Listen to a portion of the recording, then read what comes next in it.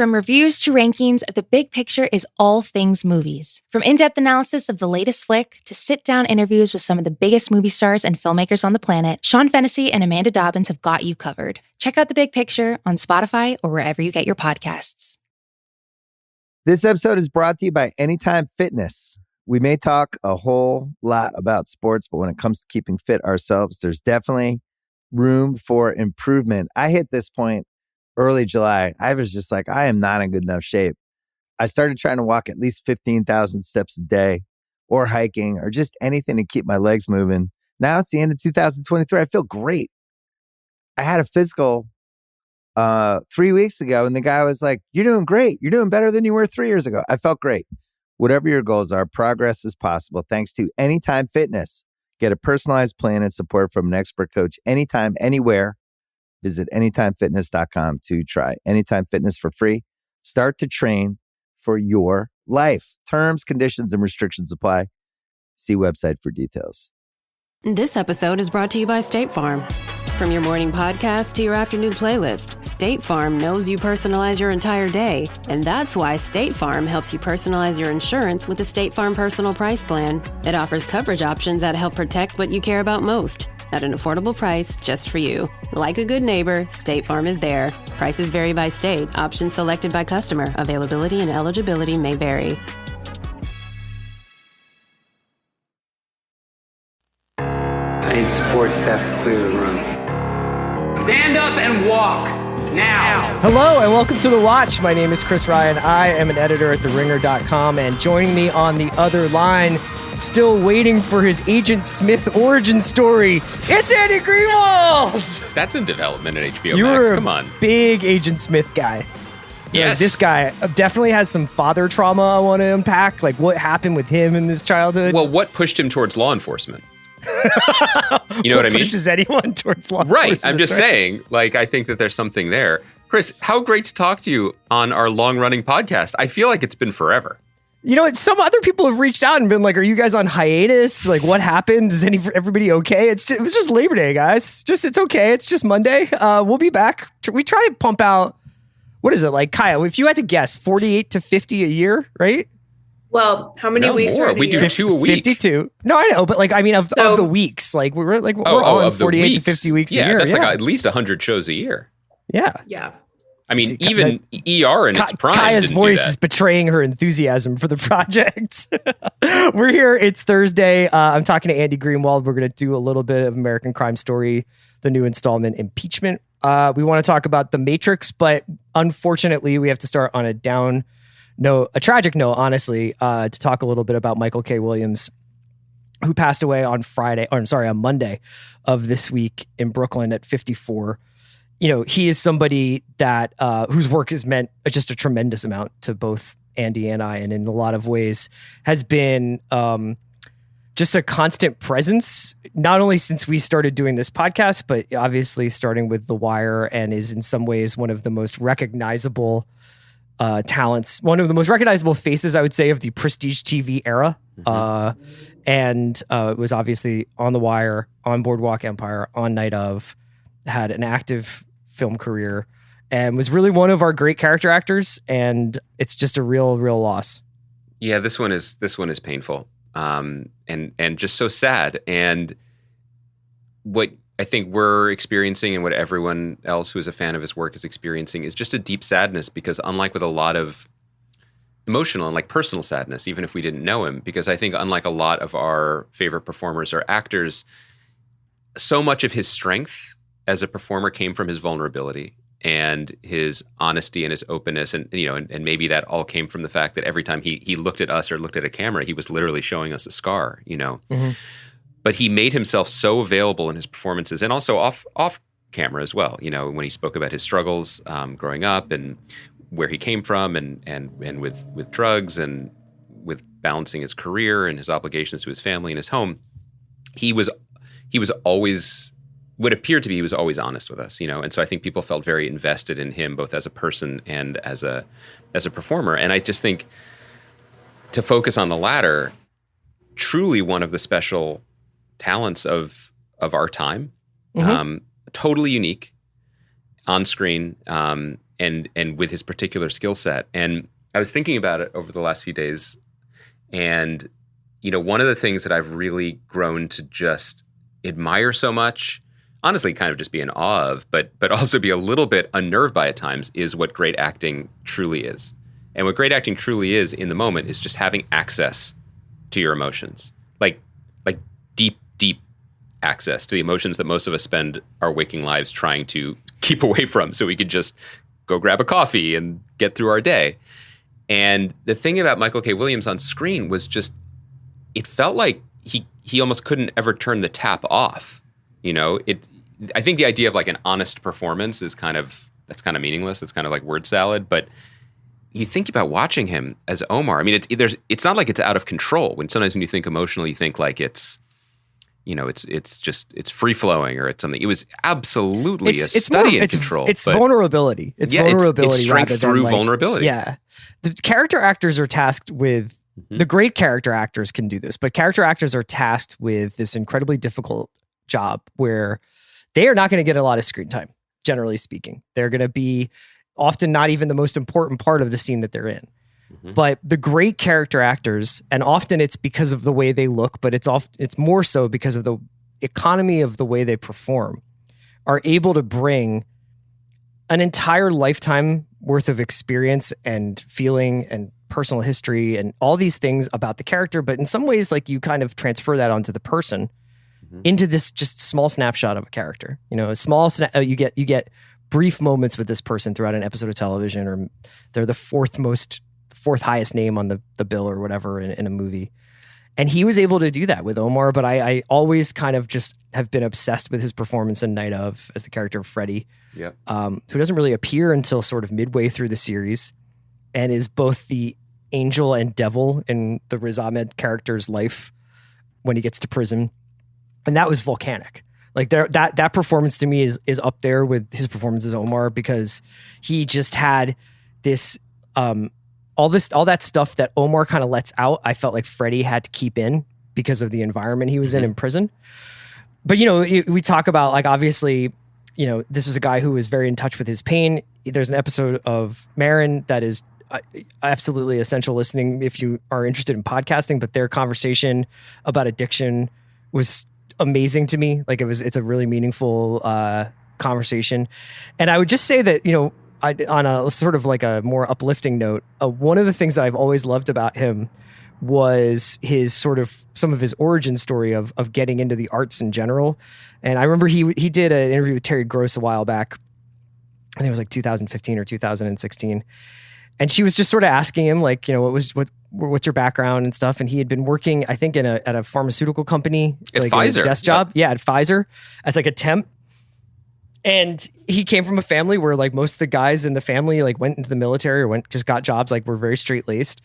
And he saw Janet Jackson's Rhythm Nation video, and it inspired him to become a dancer. And, what a great New Yorker, what a great New York story. You know what I mean? Like, what a great, like, kind of embracing of the arts on a kind of really personal street level. I always loved that idea that it's a very romantic thing to get so inspired by something that it changes the course of your life. And I wouldn't be surprised if Michael K. Williams' work changed the course of lots of people's lives. Absolutely. I'm glad you pointed out his performance in The Night Of, which is one of his best. I think it's also worth checking out. I should have done this research before podcasting. I don't know if it's streaming, but he was one of the co-stars of a series called Happen Leonard, which we didn't really cover that much in the podcast, but it's a really entertaining, that was really good. Sort of super genre-y, like, crime western-y show that was on IFC for a couple seasons. He plays a gay Vietnam vet with anger issues, right up his alley, having a lot of fun while making it. I think people have written a lot about his Emmy Award-winning performance on the one season of Lovecraft Country. I have to say, in hindsight, I've really come around on what he brought to Boardwalk Empire, which isn't to say I was ever down on what he brought to it. But you wrote about his chalky, right? Like, yeah. I mean, my issues with the show were often that by focusing and building it around Steve Buscemi's character, it was focusing on the least interesting thing there. No disrespect to Steve Buscemi, one of our great actors who delivered a knockout performance season after season, but the camera kept wanting to look in the other directions where the really interesting things were happening. Primarily, those interesting things were happening up in Harlem, where Michael K. Williams was playing a real life figure called Chalky White. And, honestly, if you pitched that series in 2021, it should have been the Chalky White Show with Jeffrey Wright showing up as his antagonist. I mean, that would have been an incredible show. But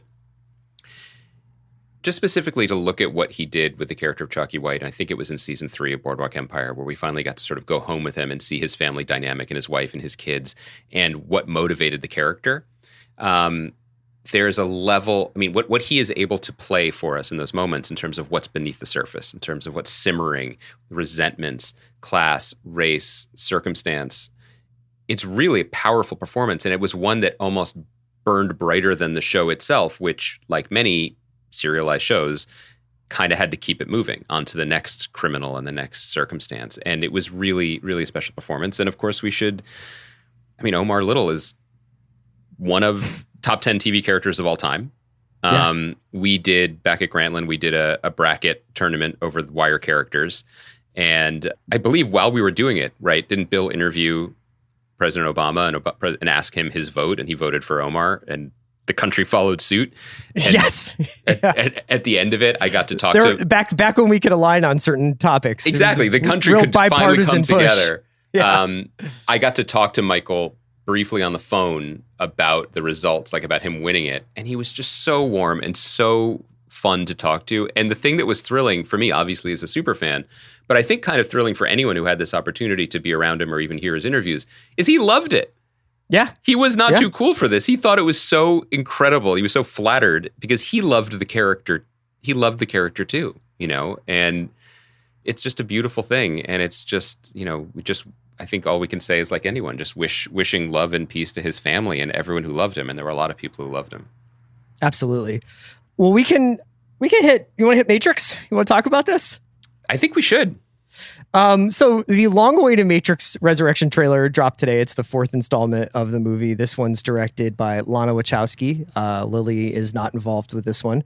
Lily has been quite amusing in her declarations as to why she is not involved in this one. I noticed there were a bunch of different reasons, right? I think she was just like, to paraphrase, I think she was just like, there's nothing less interesting to me than going back to this story and like... I think that's the first thing I saw was Lily was like, I'm busy with the Showtime series. Sure. And then Lily said, so excited for Lana and the team to like do the best job they can. And then it was like, Lily is taking a break from the film industry and just in pursuit of different kinds of happiness, which honestly, I get it. But here we are. We have this, this movie's real. Yes. And I have to admit, much like when I watched the Top Gun 2 trailer, that all of my cynicism and all of my concern trolling and all of the, whatever it is since 1999, 22 years or whatever of accumulated kind of like scar tissue about like, oh, the second one was only okay. And then the third one was a disaster. And like red pilling has obviously now become this, like all the stuff that you could ever throw at it. It all melted away when White Rabbit started playing. And I was just like, dude, dude. That's very you in 1999. But I was just, Yaya shows up and it's just like Carrie Ann Moss is there and our boy Groff gets the fucking hammer, like you said. It's just like, and I have to say a couple of people have pointed this out online and we don't have to get into a discussion of cinematography, but it looks great. We have gotten really accustomed to blockbusters looking like absolute dog shit, whether it's because they're like 90% animation or because they just have that muted kind of beige in Atlanta or Burbank on a backlot. And here's Chris Evans in a logoless t-shirt and hat. And it's like, that's how we've just become like, that's what we think we deserve as an American film going public. And we don't. We deserve better things. We deserve sunsets exploding over the skyline and lighting and like mood and shadow. And like we can do both. We can have the fucking Justice League and we can also get like actual natural light involved. And I don't know, that sounds really, really nerdy. I'm really fired up for this movie. I don't know. How are you feeling? I feel cautiously optimistic. I think it's very, very hard to overstate what a huge fucking deal The Matrix was. Wow, you just Joe Manchined the Matrix. You're just cautiously. Let's all take a break. Do we need to spend another $100 million on this fourth movie when we're still paying in many ways? We're paying down the debt. Yeah. No, I mean it sincerely. Like, I think I've said this on the podcast before, but I remember a buddy of mine in college, David Cohen, was like, "You got to go see this movie." This is certainly wasn't Twitter, but the internet wasn't. The internet was me trying to like watch MTV videos on Addicted to Noise or SonicNet or whatever it was called. So like that right. Through my dorm room. So I didn't really understand any hype, and luckily I wasn't spoiled, but he was basically like, "You got to go see this movie." And I think I either he went with me to see it again or I went to see it by myself in Seekonk, which was the closest movie theater to Providence, and absolutely blew my brain at the back of my head. To have that experience in a movie theater was so thrilling. It was so exciting and exhilarating and incredible. And the movie, people have talked themselves blue over how like prescient it was in many ways, but it was visionary and it was radical. And I think there was almost no way sequels could match that, because the movie, it was itself. I mean, the movie was about breaking through, and its twist was what propelled it, right? And then everything else, to my mind, what was disappointing about the sequels was that then it just kind of settled back into what sci-fi or fantasy movie sequels tend to be, which is just, councils of people wearing earth tone robes, not using contractions, and then also sometimes a rave. And that was a huge bummer. Yeah. I like the architect speech, though. I'm still fired up about that. In the years since, the Wachowskis have obviously gone on journeys in their own lives, and then also experimented with their filmmaking in ways that I think have resonated with audiences and ways that haven't. But I think if you look at like Cloud Atlas, and which, by the way, David Micheal, the genius author of the novel Cloud Atlas, is credited as a screenwriter here. Are you a big Mitchell head? Juliet Littman, who we obviously, our buddy Juliet, she's a huge David Mitchell fan. And my dad. My dad loves DM, and boy, is he going to be mad when I say that he co-wrote the new Matrix movie. He's going to look at David Micheal the way the audience looks at John Mahoney and Barton Fink vomiting in a toilet in Hollywood. Not that it'll matter to him. But anyway, since Cloud Atlas and Sense8, which I wrote about for Netflix, I go right there. I'm never too far away from the Coen brothers. But wait, how's the writing going, by the way, Andy, if Barton Fink is so close to your mind? It's great. It's great. Thank you. I'll if you want, after this podcast, I'll show you the life of the mind. I'll show you the life of the mind. Long hallways here in this office building. I just wanted to mention Sense8, which was the show the Wachowskis made for Netflix, which I wrote about and I found kind of confounding and not really narratively my thing, but it was going for it. You know what I mean? Like they went for it with really big, fascinating ideas. And all of this is to say, 5 years ago, 10 years ago, I would have been like, why are we doing more Matrix movies? That's the most cynical thing in the world. But the culture is in a place, not just because of the way red pilling has become part of it in a different sense, but like the culture is in a place where I think that what the Wachowskis want to say about culture is really essential and worth hearing. And I know the way you're responding to it visually compared to other blockbusters, I want them to do that intellectually to blockbusters. Mm-hmm. I would love this when people are commenting on, it's kind of meta because he doesn't know who he is again, and he's doing therapy about past trauma, et cetera. Good. Go to the mixing board and turn all that shit up to 11. And let's make this the headiest, weirdest, emoist action movie ever. Yeah, I also have, I think, probably started to get a little impatient with framing devices. This will actually come up again in our impeachment conversation. But I'm starting to get a little tired of the first 10 minutes of a movie or a show starting with this, like, everybody's dead, but now here's how it happened, or everybody's in trouble, but here's how it happened. I'm actually just fine if let's return to linear storytelling, and I'll decide how tense I want to be at various points. But yeah, like the idea that Neo or Thomas is going to spend 45 minutes just being like, I don't know how to do this. Maybe that's going to be a little bit boring. It's like, I kind of want you to get straight into bullet time. You know what I mean? Like, I don't really need to see this guy learning to walk. I want to see him sprint.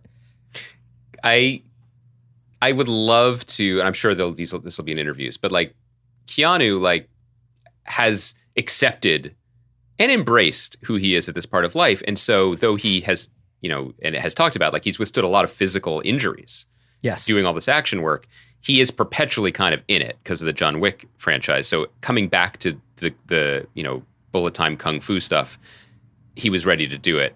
Yeah. I'm just so impressed by like Carrie-Anne Moss, who I'm sure is a fit person, but then they're like, hey, been 15 years. Can you do this wild ass shit again? And then being like, okay, sure.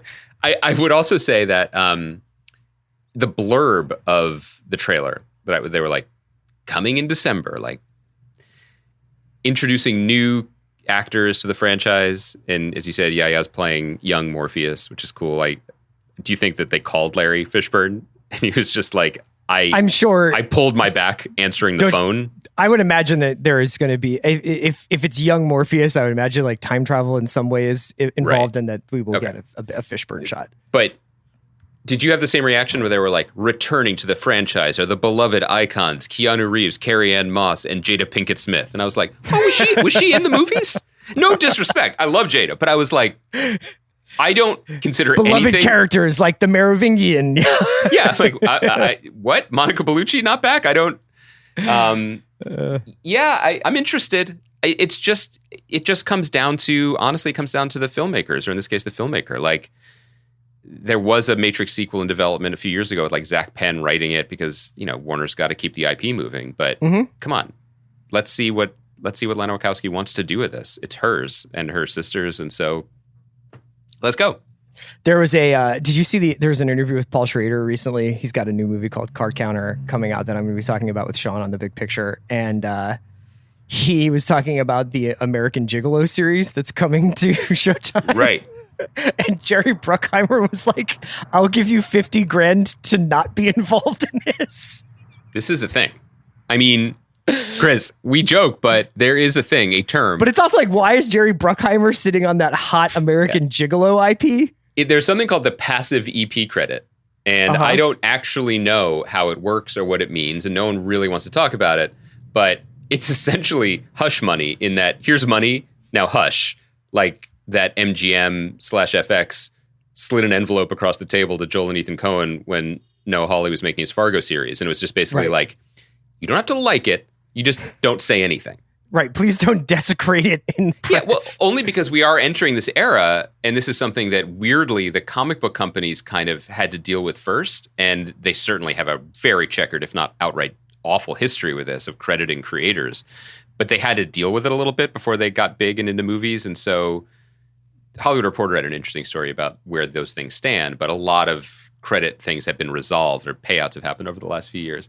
But we are getting into this place where there are beloved works of art, invented art, that are associated with the creators, the writers, or the directors, or the combination. But those writers and directors have no control over what's going to happen, but they can torpedo it. Right. So I'm curious about, because there's The Offer, which is the making of the Godfather series, and I don't think that Francis Ford Coppola has any ownership. I mean, he famously, I think, owns a couple of the master prints of, like, I think Apocalypse Now, like that's just all him. Like, when that gets shown, I think his leverage after The Godfather, which was sort of ridiculed at the time, was that he was going to make his own thing. But he also put all of his own money into Apocalypse Now, so I think he was the one who wound up being the owner of, like, whatever you want to say, like the master print or the rights to the movie. But with Godfather, he obviously, for as much as that made his career, and it's one of the most famous American movies ever made, I think he as a character is in The Offer. I don't think he has anything to do with that show. Does The Offer refer to what the COVID staff said the mask was that they handed to Miles Teller on day one? We offer you this. Will you accept it? This is an offer you legally ought not to refuse, but he did. Is that a little bit of a tough beat for Miles? Yeah, a little bit. Yeah, a little bit. Ongoing Honestly, beat. Though, like, the only thing I've read about that is in the Daily Mail, so I don't really know where we stand with that whole situation. Okay, that's fair. So you want to hear you want to both sides it? No, I'm just saying, let me get can I get an AP report? Let's get a quote from the spike protein. Like, let's get COVID side of the story. Look, I just wanted to hang out. You know?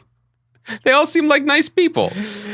All right, so that's Matrix. Why don't we... I do have one small bit of business, which was after... So last week, we were talking about... I mean, this was pretty heady stuff. I think our listeners will remember. We were talking about how movies and TV need to find a different way to convey the action of superheroes harnessing balls of energy and projecting.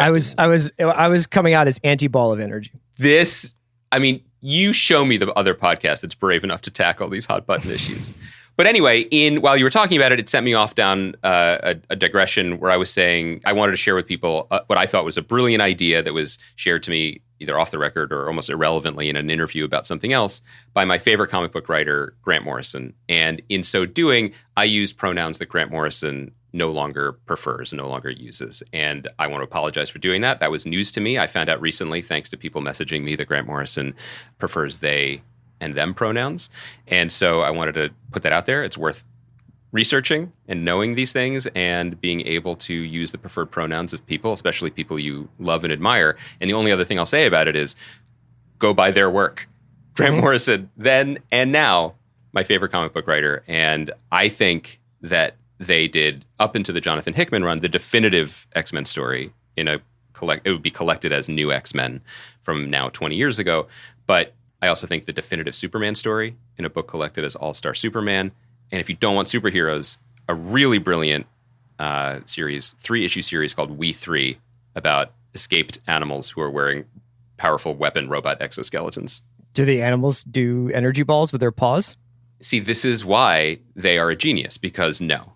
The rabbit, dog, and cat do talk and kill humans, but no balls of energy whatsoever. Okay, we'll take a quick break, and when we come back, we'll do impeachment. Not real impeachment, just there's a TV show. I'll take what's coming to me. This episode is brought to you by Mint Mobile. New Year's resolutions are fun the first couple of weeks. Then you kind of maybe conveniently forget about them halfway through January. No shame, it happens to us all. But this year I have a foolproof plan, at least when it comes to saving money. Just switch to Mint Mobile and you're done. Goal accomplished, because for a limited time, their wireless plans are $15 a month when you buy a 3-month plan. The great thing about Mint Mobile is there's no jaw-dropping monthly bills or unexpected overages, and all plans come with unlimited talk and text. Get this new customer offer today at mintmobile.com/watch. Additional taxes, fees, and restrictions apply. See Mint Mobile for details.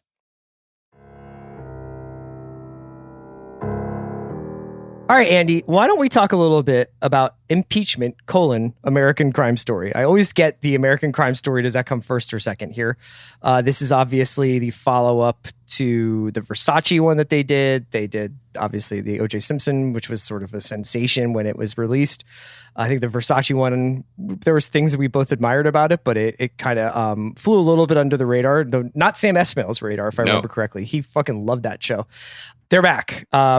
Ryan Murphy et al. Back with, a story that in some ways is one of the defining quote unquote crimes, at least of our lifetime, in terms of how it wound up shaping the political world that we grew up in and that we continue to live in today. And this show aims to essentially retell the Clinton impeachment saga through the eyes of some of the marginalized women in the story. So traditionally, we've kind of understood it through the lens of Bill Clinton, Hillary Clinton, maybe the Republican right-wing, media machine that was firing on all cylinders even back then. Some of the political actors like Newt Gingrich, et cetera. But this show is looking to center the narrative more around the likes of Monica Lewinsky, played by Beanie Feldstein, and Linda Tripp, who's played by Sarah Paulson.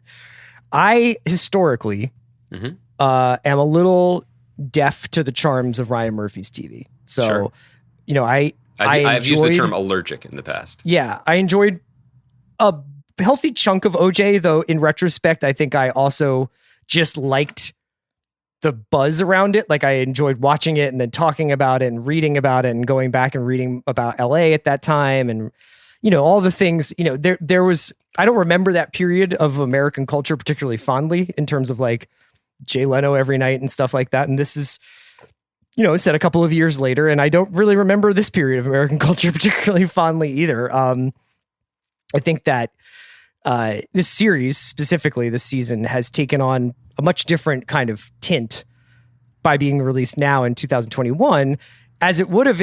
I believe it was being kicked around as early as the 2016 election, if I remember in fact, correctly. It was they walked away from it. They were trying to put it together, and I'm not really sure under who creatively was involved, but yes, it was initiated then. Right. And so I will give the show this show credit, this season credit, that I think it knows what it wants to do. It has a very clear Sarah Burgess, who I believe wrote most of the scripts and is an accomplished playwright. Like, I think that they're definitely trying to tell this story through a perspective that until now has probably been just kind of like shoved off to the side, or is like kind of cartoon. There's been a caricature of Linda Tripp or a caricature of Monica Lewinsky, and Monica Lewinsky had a hand in the making of the show. She worked as a producer on it.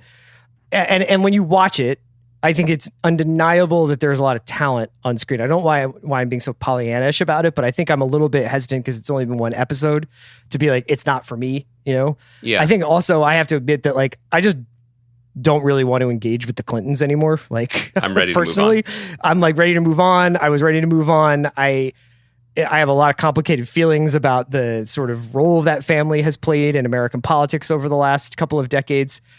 And I can't help but let that impact how I feel about the TV show. What about you? Yeah, I agree. I want to try and separate our response to impeachment to some larger thoughts or questions I have about this American Crime Story project. I've watched 2 episodes of the series, and I agree with you that it is too early to see. You can't make too many assumptions about what it's going to be even, or where it's going. I think that, especially in the early going, a story, a series that wants to dig a little bit deeper or cast a wider net, there's going to be some stretching. And to your point about like when we get involved in the action, is Neo still asleep for 45 minutes? I mean, this show does it, right? Like it opens on one of the more critical scenes of Linda basically entrapping Monica and the FBI get involved. And then we suddenly rocket back many years to an earlier moment, and we keep jumping around in time. I will continue to say that the talent in front of the camera is unparalleled. Ryan Murphy has great relationships with many performers, and I think a lot of performers really get excited at the thought of not doing an impersonation, but finding something deeper in these characters. And that's how you get Clive Owen, who, as we've learned, both culturally and also just as fans of him, like, despite looking like James Bond, he believes that he's a character actor, and he loves these sorts of challenges. And so figuring out a way to be Bill Clinton without doing a worse Daryl Hammond impression, I mean, that's a compelling reason. And when you watch him on screen, it's kind of interesting. Okay, so what's he privileging here? What is interesting to him about this? Anna Lee Ashford, who's an actor who I love, and people might remember her from Masters of Sex. She was great on that, and she's a Broadway actress as well. She plays Paula Jones, and just her playing the part of a woman who has not just been, misunderstood or maligned, but like, Clinton's the first president I voted for. Like, I was not on her team, which is maybe one of the things that the show is trying to address. There's just her, Anna Lee Ashford playing this part brings a different level of empathy or humanity to it, which is kind of compelling. But I'm struggling to find traction in this as a series that I want to watch for a number of reasons. One, and this might be a small one, it's very uncinematic. I know I sound like Sam, and that's usually not a complaint of mine. And the 90s in Pentagon City were not known for their, like, David Lean-like framing possibilities. So in that sense, it is ugly in a way that is intentional. Yes. But it's not a fun visual hang. Its visual language is very kind of limited and boxy in a way that is a little bit tough. And I think, for instance, this sort of leads into a larger point. I think one of the things that was I'll still ride for the OJ series. And I think part of that might just be that Scott Alexander and Larry Karaszewski, who wrote that and still have EP credits here, I think are really great screenwriters, and they had worked on that for a long time before it was folded into this new franchise for Ryan Murphy. I just felt like it was a great match for Ryan Murphy because at its heart, it was the tabloid story of America in the 20th century. And it was tawdry, in those like Brentwood kitchens and the granite countertops, and it was like all of a piece that it looked kind of tacky. Yes. This one, it was also very, very, very immersed in the minutia of the case, and a lot of it was like legal procedure. Now, so far on impeachment, we've gotten a lot more of the ins and outs and the minutia of how people come and go from office level jobs in Washington. Like, going from an intern to an entry level position, then it's got a huge social component of who do you know and who's rising and who's falling in politics and how can they bring you up with them and you can avoid them going down. I thought all that stuff was pretty interesting. Like, although I don't want to be transferred from the West Wing to the Pentagon, even with a raise, it's still a demotion, all that stuff. I thought that was kind of cool and kind of interesting. I do think that it's almost like anti-atmosphere, that they go almost out of their way. And I don't know, maybe that's just like a picture perfect recreation of what the Pentagon cubicle farm looked like back then. And maybe it looks just like a friggin' soundstage. I don't know. But what you're speaking to, I think, is for me the central issue with my engagement with the series, which is, what is the project? Is the project verisimilitude? Is this journalism? Is this taking Jeffrey Toobin's reported book and bringing it to the screen? If so, maybe, getting the exact right stapler is what this is about. And we're seeing the sort of banal TikTok of what became an international crisis. I don't know if that's the purpose of this. And grouping all these three very different series under the rubric of American Crime Story is I'm sorry to bump on that as well. Because for whatever flaws we felt the Versace show had, it did have a point of view. It was basically written by a British screenwriter and playwright named Tom, and novelist named Tom Rob Smith, who I have a lot of time for. London Spy was great. Yeah, we really like that, and there was no question that it was his point of view. Even if Ryan Murphy was directing a lot of the episodes, it wasn't necessarily to my taste, but it was saying it wanted to say something. This series, I feel like, wants to kind of just say everything. Is the project here to comment on the lurid nature of America's obsession with sex and politics and crime and media? Is it about the way the media has devoured all of us and everything is tabloid culture war now? Is it a feminist corrective? Is it, or is it, as I said before, is it a historically accurate retelling of a time period that, like with a lot of stuff, and as we've learned from the Slow Burn podcast series, et cetera, there's always different angles. We all think we know stories we lived through, and it turns out maybe we didn't. That's all valid. But at least through 2 episodes, I feel like it's kind of trying to be all of those things at the same time.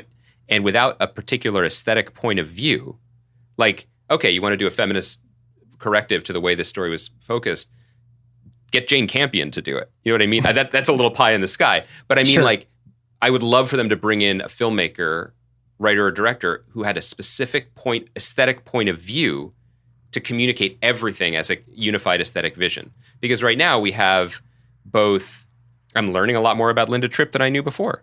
But I'm also seeing the Hollywood Reporter cover where Monica Lewinsky is like, Beanie Feldstein are like, we're sisters now for life.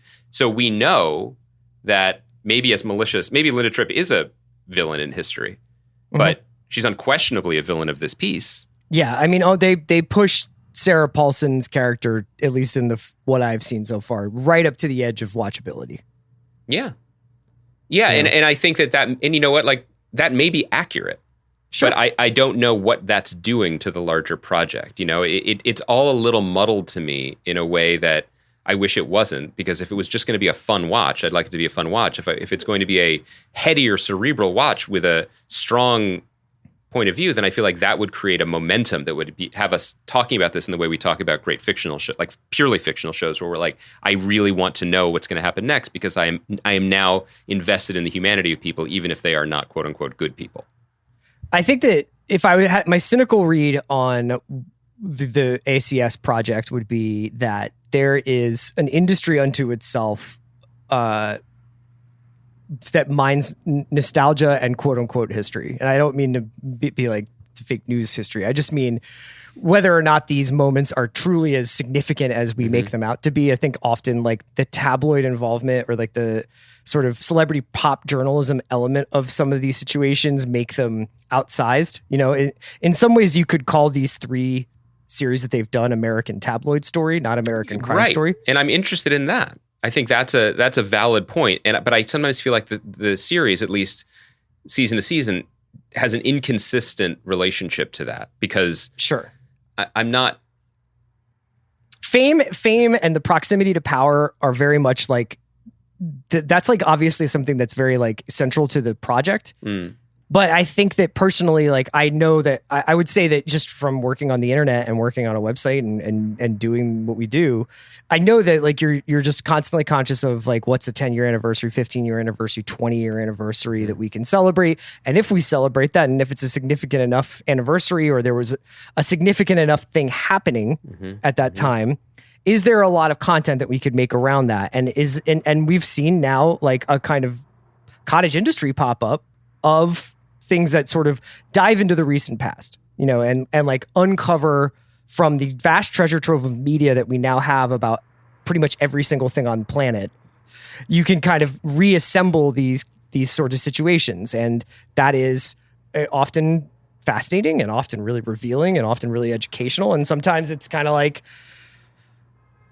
I would just love to leave this in the rearview mirror. And there are certain things that I think I'm a little bit more ready to leave in the rearview mirror than the other. It's really just a personal thing. I do think also like an unpleasant thing to watch. So it's not necessarily something I'm dying to do. And I know that's rich coming from me and being like, gotta watch Northwater and like club these seals. I'm just saying like, I did. For people who are keeping track and are listening to this section of the podcast, I am still pushing north on the Northwater, but I did have to write to Chris.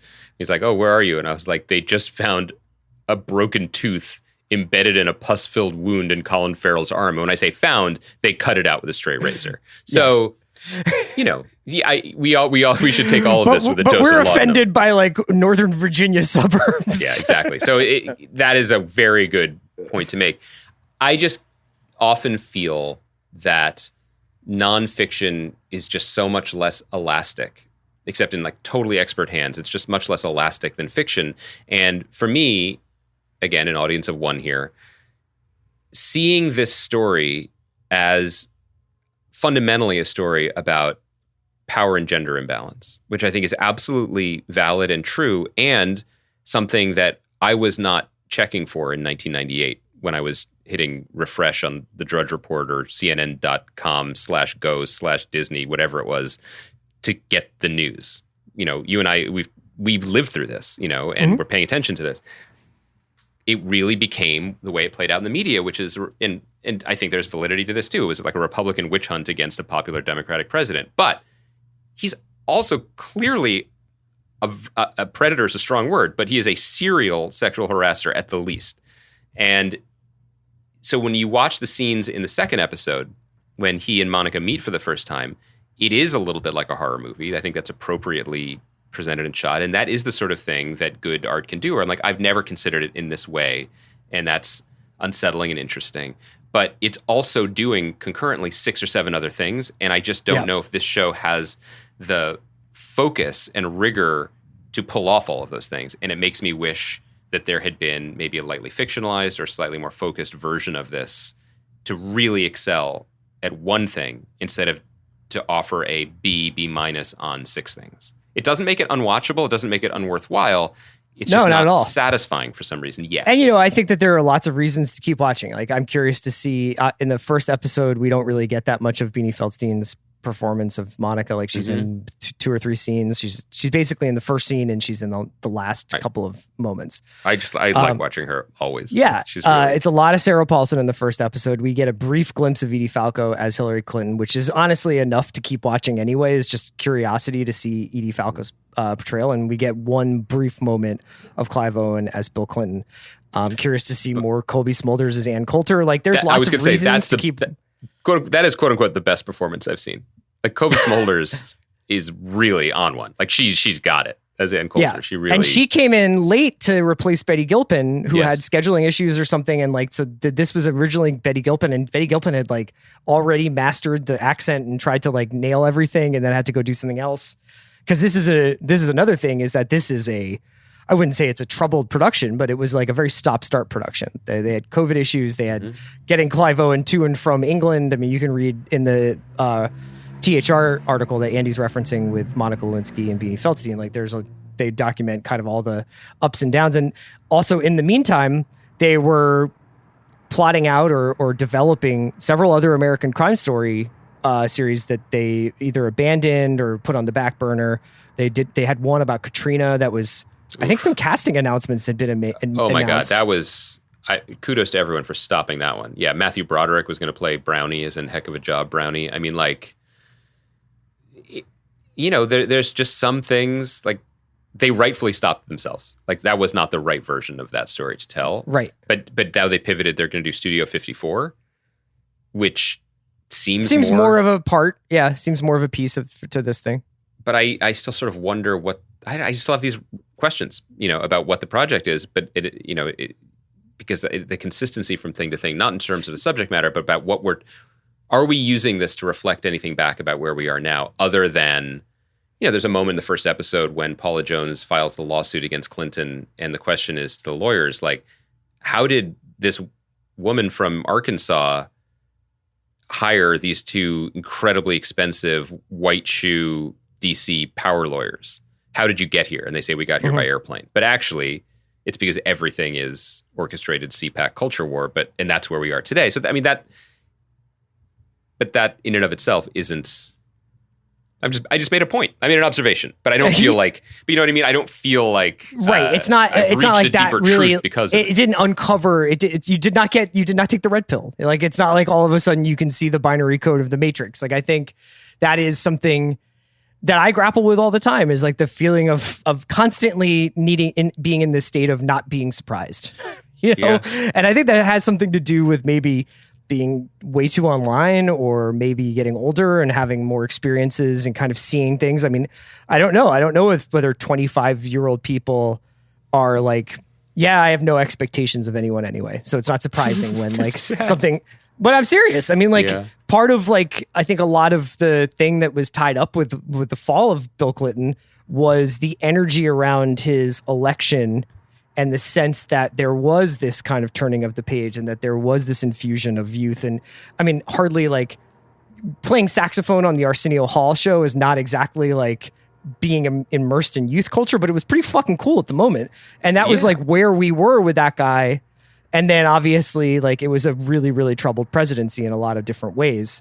And you're kind of like, after you go through that, you just really, I think your expectations just start to get lower and lower and lower. Yeah. I don't really know where to go with that, where I'm going with that. I think the best thing to say is maybe somebody's got to make a show about that. Yeah. So I'm not sure what we're going to do next week show-wise. I'd like to hit Res Dogs again, if possible. Get back to some Reservation Dogs. And we have Why the Last Man coming next week. So we're going to stay on That's right. FX. So we have Why the Last Man, and then also, you know, in the coming weeks, we have obviously, we have Morning Show. I'm going to talk to Mike Flanagan about Midnight Mass, which is excellent. And yeah, lots of good stuff coming down the pike, of course, Succession. So we've got a bunch of stuff planned. And we'll be here for you. We won't leave you unless it's a federally mandated holiday. And then hey, can I ask you really quick before we go? Yeah. How do you feel about TV's greatest villain returning to the screens tonight? The Dallas Cowboys. What a setup. How do I feel about it? Yeah, ready? You ready for football? 100% not ready. I had no idea it was time for football. Football starts tonight. Are you ready?